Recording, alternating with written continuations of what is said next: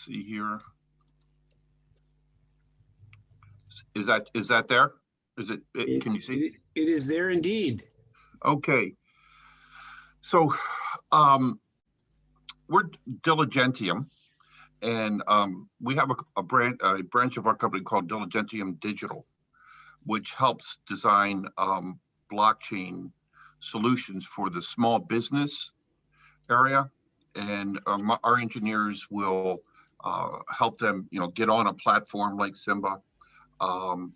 But what we try to do for our customers, and we're dealing mainly with SMEs, is that we're trying to get them to realize that it's not that expensive, it's not heavy lifting to get into a small, manageable blockchain solution for their supply chain. And I'm actually going to Texas, and I have a whole week of lunch and learns with farmers all through the Panhandle, and we'll be talking about solutions for them in December. Hopefully get away from some of the cold in New England and get to not so cold in Texas. But we utilize the tax code both in the United States, and we can utilize it internationally to help pay for training for people in this area. We've done that in the States. There are various programs that will pay for training. We can even get grants. We can even use the tax code to get credits or create losses that can get refunds or and get cash infusions that can pay for blockchain implementation. So what do I mean by that? Many companies over the last 3 or 4 years have done quite well, and they've paid money into the U.S. Treasury or into their government's Treasury Department, and in the form of taxes. Well, the CARES Act actually has some unique features in it that allows us to go back and get that money that was paid in previous years and actually get cash, a treasury check. Like we just got a software company, about $20 million in the Virginia area, a little bit under $20 million in gross revenue. We just did 1 year and we got them a $137,000 check, and they just got it the other day. So, and they expect to get more because we did it for 4 years.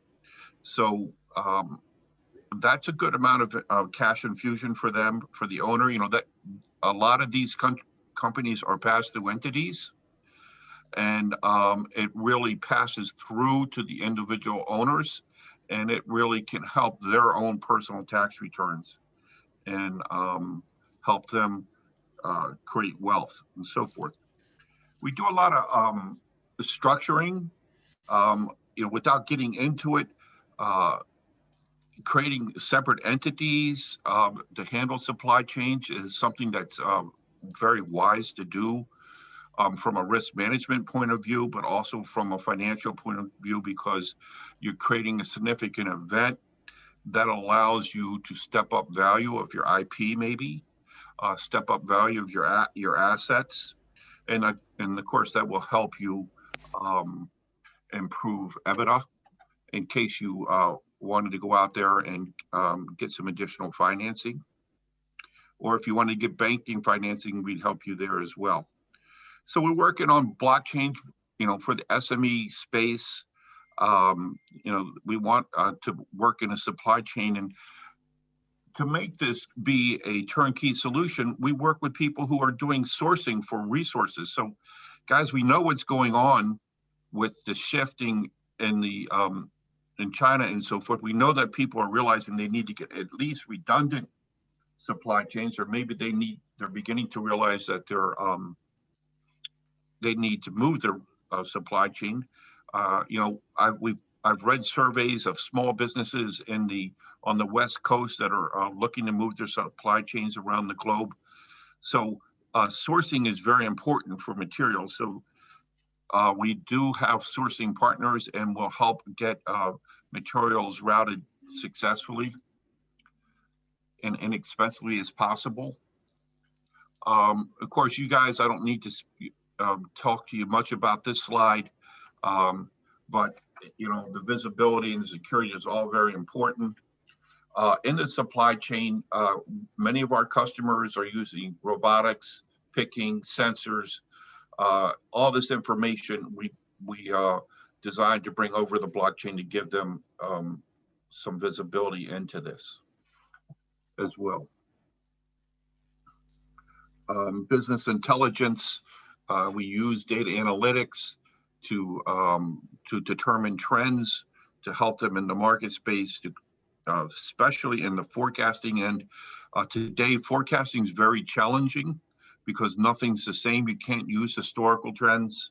You really have to try to get an understanding, and you have to utilize big data, and you have to go do a lot of customer cohort and customer analysis.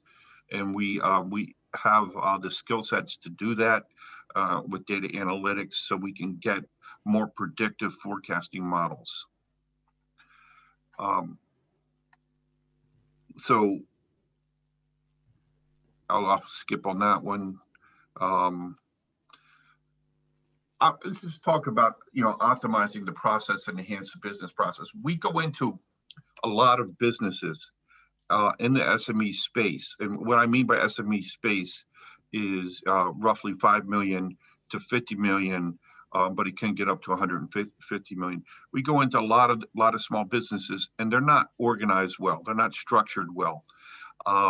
They have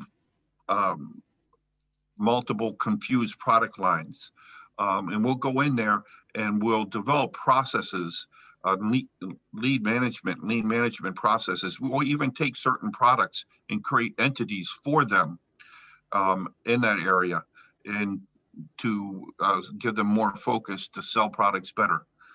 So we'll go in and we'll clean up the process to make sure that their logistics plans and strategies are being implemented well and are producing the best return, and actually we tie that back into their financials.